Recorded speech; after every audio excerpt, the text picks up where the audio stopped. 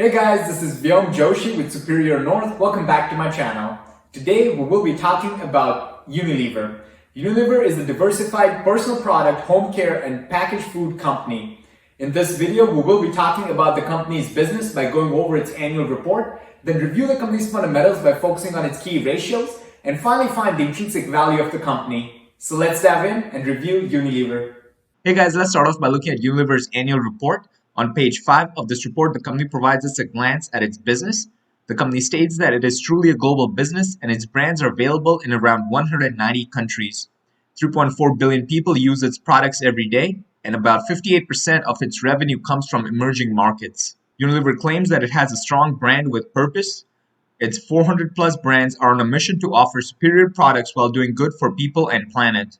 Unilever states that it had 13 brands with revenue over $1 billion in 2021, and it provides 13 of the top 50 consumer goods brands. Next, Unilever talks about its people, where it states that its powerful and inclusive culture attracts the best talents in its markets. The company has a gender-balanced management with female-to-male ratio of 52 to 48, so there are more female in management than men. The company has about 148,000 employees, and 92% of its leaders in markets are local. Next, the company talks about how its leading sustainability agenda is delivering significant impact. About 64% of reduction in its Scope 1, which is the direct, and Scope 2, which is the indirect greenhouse gas emissions since 2015. 53% of its plastic packaging is reusable, recyclable, or compostable. And lastly, the company spent about 445 million euros with diverse businesses owned by underrepresented groups. On the next page, the company talks about its 3 business segments. The first one is its beauty and personal care segment, which had a revenue of about 21.9 billion euros. This business segment drives to be the most positive beauty business in the world for people and the planet, and its largest categories include skin cleansing, hair care, deodorants, and skincare. Here are the pictures of some of the products that it sells under this segment. The second business segment is its food and refreshment segment, which had a revenue of about 20 billion euros. This business segment drives to be a world-class force for good in food. Its largest categories include ice cream, savory, dressings, and tea. And finally, the home care segment brought in about 10.6 billion euros. This business segment drives to make people's home a better world and our world a better home. The largest categories in this segment include fabric solutions, home, and hygiene. Now let's go to page 123 of this report to get a better understanding of its business segments. We just discussed the 3 business segments. The beauty and skincare segment primarily deals with sales of skin cleansing, which includes the soap and shower, hair care, which includes shampoo, conditioning, and styling, skincare, which includes face, hand, and body moisturizers, and deodorant categories. The food and refreshment segment primarily deals with sales of ice cream, savory, including soups, bouillons, and seasoning, dressings, including mayonnaise and ketchup, and tea, including Equilibra categories. The home care segment primarily deals with sales of fabric care, including washing powders and liquids, rinse conditioners, and a wide range of cleaning products. Next, the company talks about how its segments are comprised of similar product categories. 10 categories individually account for 5% or more of its revenue. The table below shows the relevant contribution of these categories to the group's revenue for the past 3 fiscal years. For the fiscal year 2021, the fabrics category brought in about 14% of the company's group revenue. Ice cream brought in about 13%, skin cleansing brought in about 11%, hair care brought in about 11%, savory brought in about 10%, deodorants brought in 7%, skincare was 7%, dressings was 6%, tea was 5%, home and hygiene was 5%, and others brought in about 11% of the company's group revenue. When we look at the numbers for the past 3 years, we can see that the percentages of revenue brought in from these categories have stayed fairly consistent. On the next page, the company provides us additional information about its revenue breakdown. For the fiscal year 2021, the beauty and skincare segment had a net sales of about 21.9 billion euros, out of which its operating profit was about 4.5 billion euros. And when we compare the company's operating profit to its turnover, we get an idea of the company's operating margin. In the case of beauty and skincare, the company's operating margin was about 20%. For the foods and refreshment segment, its net sales amounted to about 20 billion euros, out of which its operating profit turned out to be about 3 billion euros. The segment's operating margin was about 15%. Next is the home care, which had a net sales of about 10.6 billion euros, out of which its operating profit turned out to be about 1.3 billion euros. The segment's operating margin was about 12%. Finally, we look at the total. The 2021 net sales amounted to about 52 billion euros, out of which the company's operating profit turned out to be about 8.7 billion euros. This means the company's operating margin was about 16.6%. In other words, every $100 that the company made in sales, by the time it paid for its cost of goods and operating expenses, the company had about $16.6 left. On the next page, the company further specifies how the Unilever Group is not reliant on turnover from transactions with any single customer and does not receive 10% or more of its turnover from transactions with any single customer. In other words, the company is not dependent on any single customer to make money and report good financial numbers. In this table below, for the fiscal year 2021, the single country with the most net sales was United States, as it brought in about 10 billion euros. Similarly, the United States was the single country with the most non-current assets, and the non-current assets include goodwill, intangible assets, property, plant, and equipment. Finally, looking at the revenue breakdown by geographic regions, Asia, Africa, Middle East, Turkey, and Russia had a net sales of about 24 billion euros, out of which its operating profit turned out to be about 4.5 billion euros, and this region's operating profit was about 20%. The Americas brought in about 16.8 billion euros, out of which its operating profit turned out to be about 2.7 billion euros, and its operating margin was about 18%. The Europe brought in about 11.3 billion euros, out of which its operating profit was about 1.5 billion euros, and its operating margin was about 16%. In total, the company brought in about 52.4 billion euros, out of which its operating profit was about 8.7 billion euros, and the company's operating margin was about 18%. So we can see that majority of the company's sales comes from the emerging markets, followed by the Americas and Europe. Now that we have a brief understanding of Unilever's business, its three operating segments, and its revenue breakdowns, let's review the company's fundamentals by focusing on its key ratios. Hey guys, now let's look at the key ratios. I'm on Morningstar looking at Unilever. Under key ratios, we have the financials. The first item on the list is the revenue.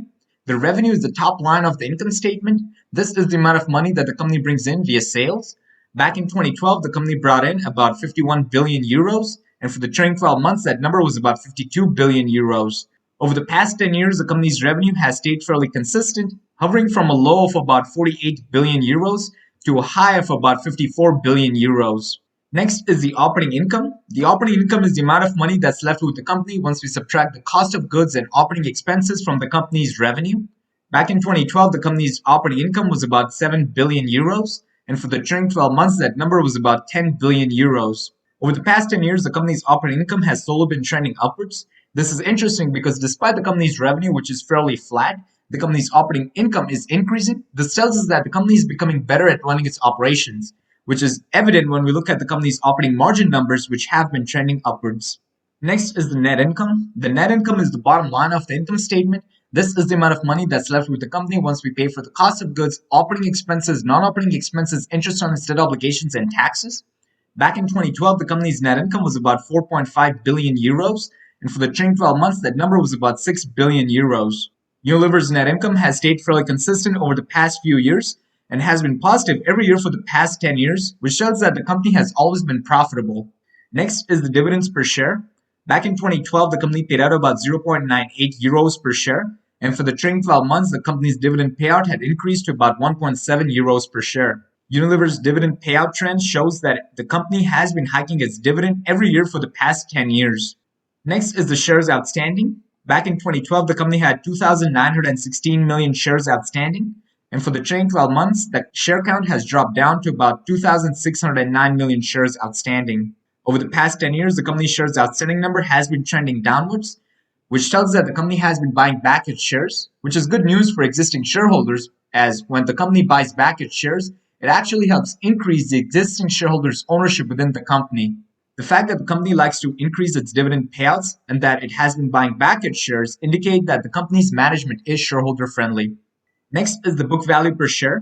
The book value is what we get when we subtract the company's total liabilities from its total assets. Back in 2012, the company's book value was about $7 per share, and for the trailing 12 months, that number was about $7.38 per share. Over the past 10 years, the company's book value per share has always been positive, which tells that the company always had more assets than liabilities on its balance sheet. Finally, looking at the free cash flow. The free cash flow is what we get when we subtract capital spending from the company's operating cash flow. Back in 2012, the company's free cash flow was about 4,456 million euros. And for the trailing 12 months, that number had grown to about 6,632 million euros. Ideally, we want to see the company's free cash flows to be positive, staying steady or increasing. Unilever's free cash flow over the past 10 years have always been positive, which tells us that the company always underspent its operating cash flows.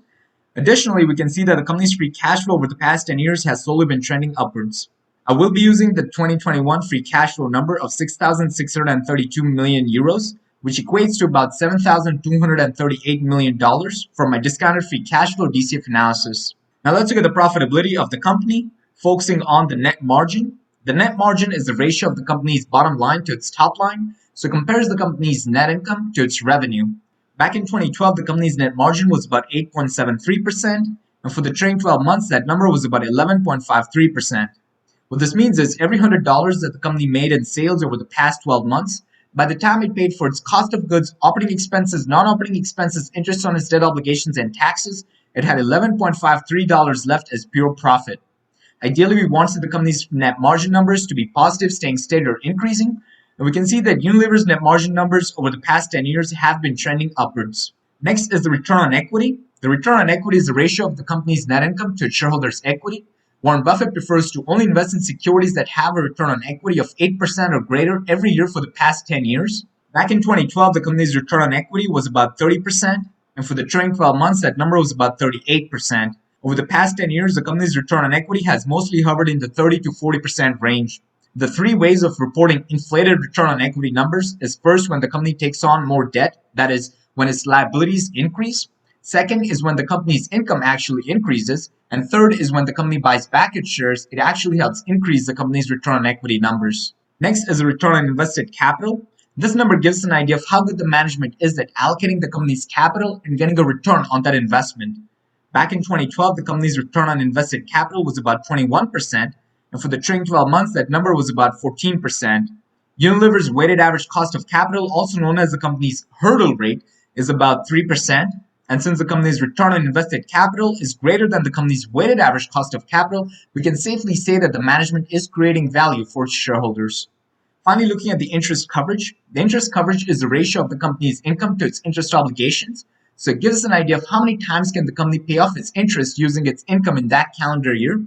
Back in 2012, the company's interest coverage was about 14 times, and for the trailing 12 months, that number was about 18 times. Benjamin Graham, the father of value investing, preferred to only invest in securities that had an interest coverage of 5 times or higher. Now let's look at the financial health and liquidity ratios. The first item on the list is the current ratio. The current ratio compares the company's current assets to its current liabilities. Ideally, we want the company's current ratio to be greater than 1.0, as that tells us that the company has enough assets to fulfill its liabilities over the next 12 months. Back in 2012, the company's current ratio was at 0.77, and for the latest quarter, that number was about 0.70. Next is the quick ratio. The quick ratio is similar to the current ratio except we disregard the inventory component. In other words, quick ratio is equal to current assets minus inventory divided by current liabilities. A quick ratio of greater than 1.0 tells us that the company does not have to rely on selling its inventory in order to fulfill its current liabilities. Back in 2012, the company's quick ratio was at 0.37, and for the latest quarter, it's at 0.40. Although the company's current and quick ratios are not greater than 1.0, this is industry standard, as competitors such as Procter & Gamble has similar liquidity ratios. Next is the financial leverage. The financial leverage is the ratio of the company's total assets to shareholders' equity. A financial leverage of 1.0 tells us that all of the company's assets are financed via shareholders' equity. A financial leverage of 2.0 tells us that half of the company's assets are financed via shareholders' equity, and half of them are financed via liabilities. Back in 2012, the company's financial leverage was at 3.05, and for the latest quarter, it's at 4.39. Ideally, we want the company's financial leverage to be staying fairly consistent or decreasing. What we do not want to see is a company whose financial leverage is increasing, as that tells that the company is becoming more levered and maybe trying to outreach and grow beyond its means. Unilever's financial leverage grew from 2012 all the way through 2018 when it reached a peak of about 5.14, and ever since 2018, the company's financial leverage has slowly been trending downwards. Finally, looking at the debt-to-equity ratio, this ratio compares the company's total debt to its shareholders' equity. Ideally, we want the company's debt-to-equity ratio to be less than 1.0. Back in 2012, the company's debt-to-equity ratio was at 0.49, and for the latest quarter, it's at 1.32. The company's debt-to-equity ratio follows a similar trend as the company's financial leverage. Unilever's financial leverage and debt-to-equity ratios are on the higher end of the industry standard, as its competitors such as Procter & Gamble and Johnson & Johnson had much lower financial leverage and debt-to-equity ratios. In other words, the proportion of the company's liabilities is a lot higher, and that is one of the reasons why Unilever has such high return on equity numbers. Now let's look at the efficiency ratios. The first item on the list is the days sales outstanding. This number gives an idea of how many days go by from the day the company recognizes its sale to the day it actually receives cash for that service rendered. Back in 2012, the company's days sales outstanding was about 20 days, and for the trailing 12 months, that number was about 24 days. Ideally, we want the company's days sales outstanding number to be staying steady or decreasing. What we do not want to see is a company whose days sales outstanding number is growing rapidly, as that tells that the company may be aggressive with its accounting, as it's trying to recognize its revenue sooner so that it can inflate its revenue numbers on its income statement.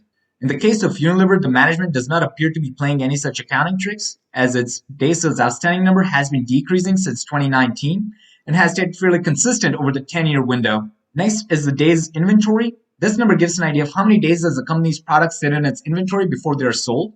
Back in 2012, the company's days inventory was about 54 days, and for the trailing 12 months, that number was about 55 days. Ideally, we want the company's days inventory number to be staying steady or decreasing. In the case of Unilever, the company's days inventory number has stayed fairly consistent over the past 10 years. Next is the payables period. This number gives an idea of how many days does the company take to pay its suppliers. Back in 2012, the company took about 82 days to pay its suppliers, and for the trailing 12 months, the company took about 104 days to pay its suppliers. Ideally, we want the company's payables period to be staying steady or decreasing. What we do not want to see is a company whose payables period is growing rapidly, as that tells that the company's management may be holding on to its cash in order to artificially inflate its cash flow numbers on its cash flow statement. Unilever's payables period has been on an upward trajectory. However, its payables period have been trending downward since 2019. Finally, looking at the cash conversion cycle, this number gives an idea of how many days do you have from when you receive the cash to the day when you have to pay the cash. A negative cash conversion cycle tells us that the company receives its cash a lot sooner than when it actually has to pay its cash out to its suppliers. For the trailing 12 months, the company's cash conversion cycle was negative 24.6 days. So from a business perspective, this is a good deal because you had cash coming in and then that cash was not due for another 24.6 days. So technically, you could have invested that money and earned interest on that investment. Finally, let's look at Unilever's current valuation. The first item on the list is the price to earnings ratio. Unilever has a PE of 17.1. The company has a price to book of 6.0. The company has a price to sales of 2.0.